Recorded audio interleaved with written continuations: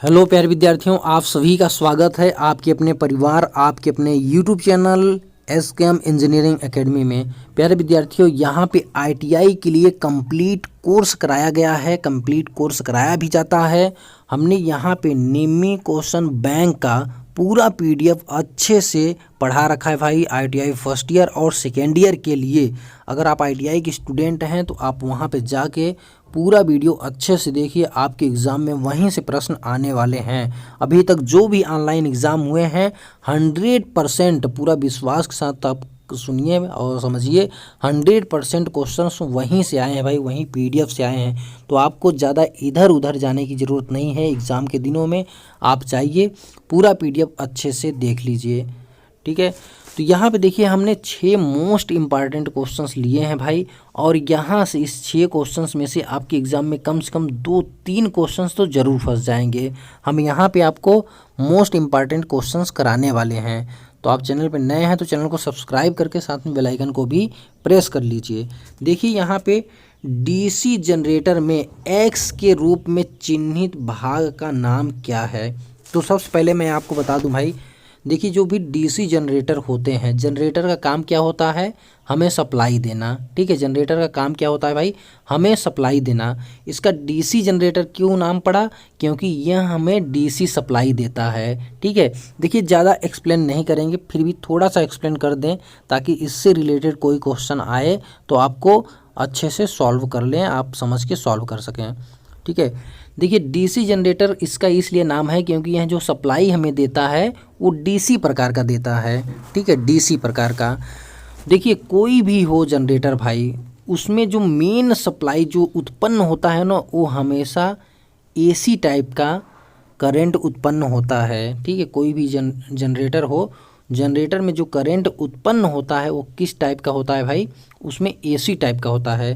तो ये DC generator में एक कम्यूटेटर लगाया जाता है जिसे दिक् परिवर्तक कहते हैं। इसका काम यही होता है कि जनरेटर में जो एसी उत्पन्न हुआ है उसको डीसी में चेंज कर देना। क्या करना भाई, डीसी में चेंज कर देना, ठीक है।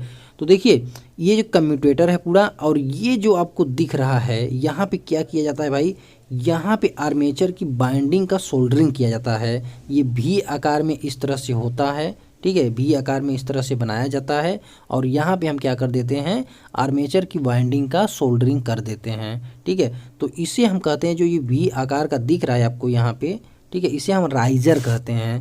क्योंकि ये कम्यूटेटर पे लगा हुआ है तो इसलिए हम इसे कम्यूटेटर राइजर कहते हैं। आई होप कि आपको बहुत अच्छे से समझ में आ गया होगा भाई। चलिए अब नेक्स्ट क्वेश्चन देखते हैं।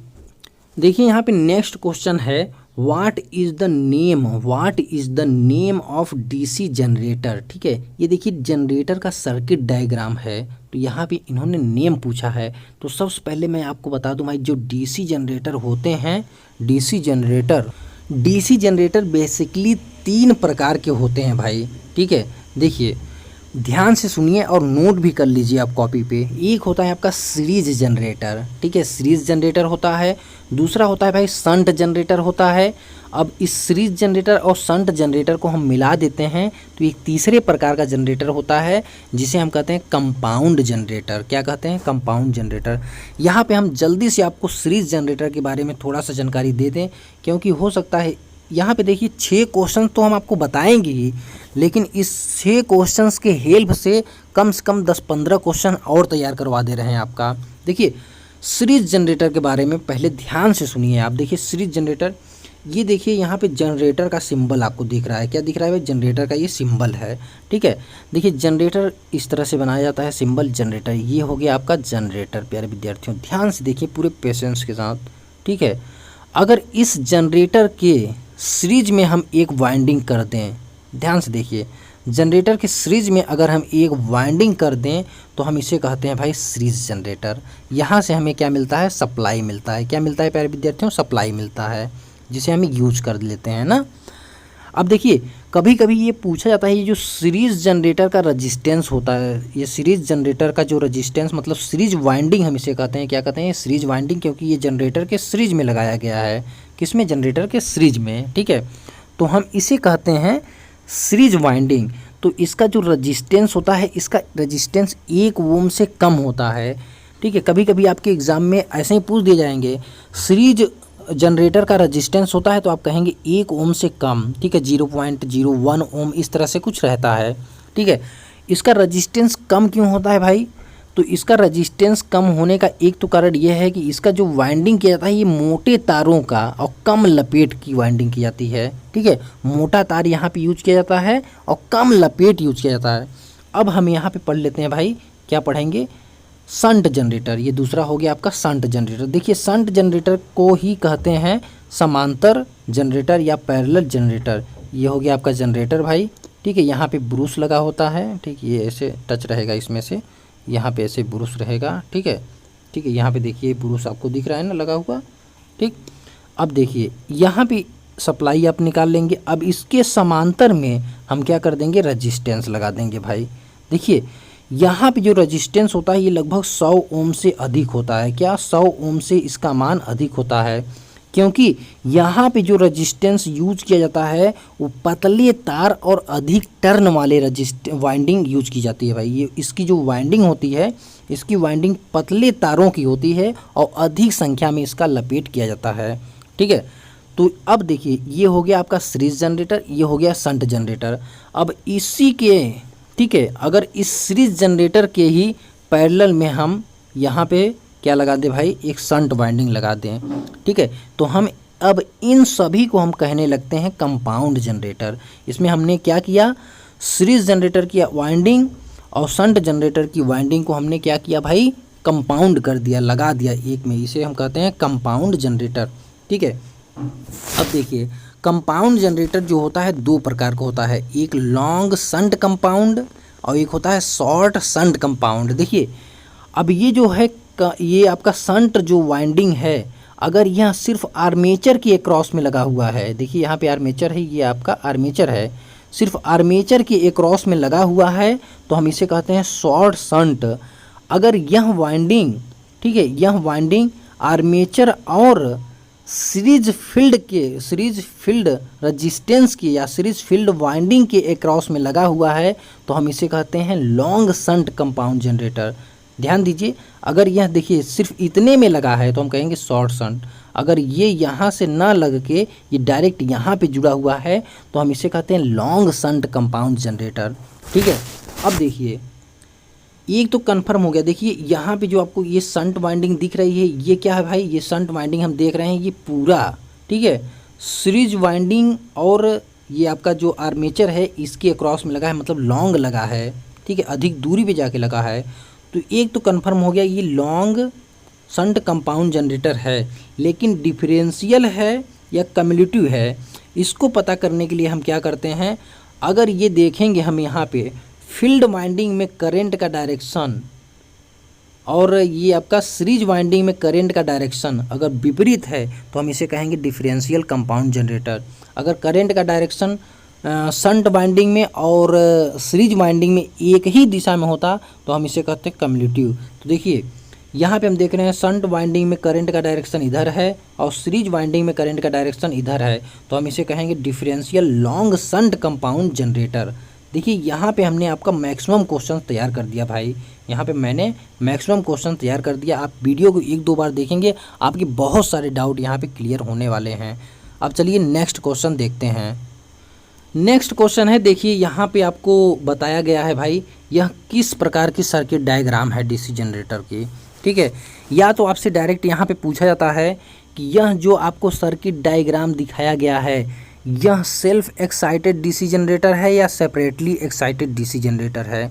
ठीक है, अब देखिए फील्ड के वाइंडिंग को एक्साइटेशन करने के लिए हम दो मेथड का यूज करते हैं, ध्यान से सुन लीजिए। एक होता है भाई self excited DC generator. Self excited DC generator में सिर्फ आपका डीसी जनरेटर रहेगा इस तरह से, ठीक है, यहाँ से इस तरह से आपकी वाइंडिंग रहेगी। ठीक है, यहाँ पे जो किया जाता है मतलब इसी का करंट इसके फील्ड में अप्लाई कर दिया जाता है या कुछ रेजिडुअल मैग्नेट के कारण यहाँ पे क्या होता है इसका फील्ड जो होता है एक्साइटेड होता है भाई। तो यहाँ पे अलग से आपको कुछ नहीं दिखने के लिए मिलेगा। अगर यहाँ पे इस तरह का कुछ भी दिख रहा है फिनोमिना तो आप कहेंगे यह सेल्फ एक्साइटेड डीसी जनरेटर का फिगर है। और सेल्फ एक्साइटेड डीसी जनरेटर में आपके कौन कौन से जनरेटर आते हैं आप याद कर लीजिए। आपके जो सीरीज जनरेटर होते हैं, शंट जनरेटर होते हैं और कंपाउंड जनरेटर होते हैं, ये सभी जनरेटर क्या होते हैं भाई, सेल्फ एक्साइटेड डीसी जनरेटर होते हैं।